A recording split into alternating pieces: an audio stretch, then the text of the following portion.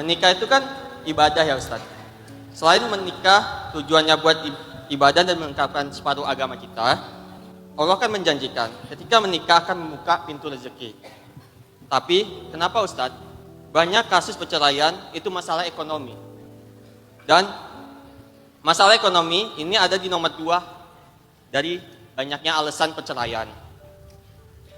Jadi mohon penjelasannya Ustadz agar saya kelak entar memiliki pasangan hidup atau menikah lebih paham dan lebih mengerti buat gimana menyikapinya.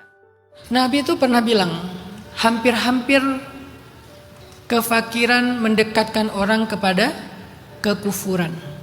Sampai ke Indonesia kalimatnya berubah, kemiskinan lebih dekat kepada kekufuran. Sejak kapan hadisnya jadi kemiskinan? Islam tidak mempermasalahkan kaya miskin. Islam mempermasalahkan cukup dan fakir. Cukup itu artinya qanaah, muqni', sedangkan fakir itu selalu ngerasa kurang.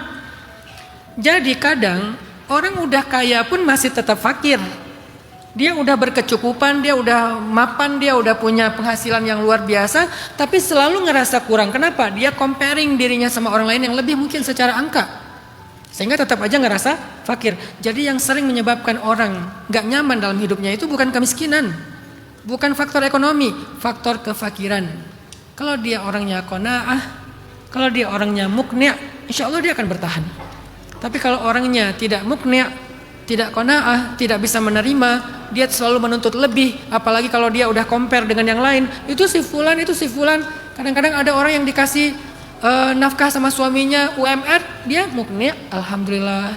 Ada yang dikasih 10 kali lipatnya, 35 juta, masih ngerasa kok cuma segini ya bulanan aku 35. Kenapa? Karena dia ngebandinginnya sama yang 50, yang 100, artis.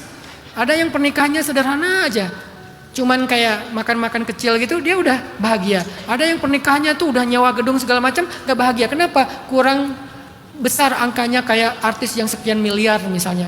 Ini bukan tentang masalah angka ekonomi finansial, ini masalah ridho atau enggak ridho, qanaah atau enggak qanaah. Sehingga orang yang selalu merasa kurang ini dalam Islam disebut dengan fakir. Sedangkan orang yang hartanya pas-pasan disebut dengan miskin. Kadangkala orang miskin itu justru lebih bahagia. Kenapa? Dia selalu ridho, dia berkenan dengan apa yang dia dapatkan. Walaupun bukan berarti dia berhenti ikhtiar, tetap ikhtiar semaksimal mungkin. Tapi dapat berapa hari ini, dia terima. Atau dia udah mengusahakan sekian, tapi malah rugi, dapatnya cuma setengah, dia terima. Itu namanya orang yang qanaah, orang yang ridho.